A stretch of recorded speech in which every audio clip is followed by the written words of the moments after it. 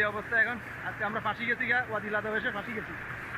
দেখুন তোর কি অবস্থা, সুবহানাল্লাহ। বৃষ্টি হয়ে একবার সব ভিজে গেছি। তার কি অবস্থা আমাদের শীতের অবস্থা দেখ। এই দেখেন আমাদের আরেক ভাই এই যে সব ফাঁসি গিয়ে দেখছেন কি অবস্থা, স্রোত কি দেখছেন যে স্রোত পানির, সুবহানাল্লাহ।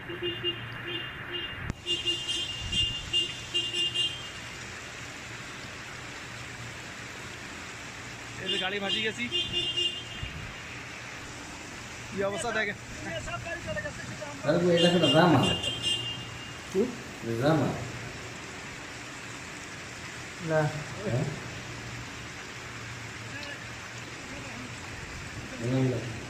এই দেখেন জহিরুল নাকি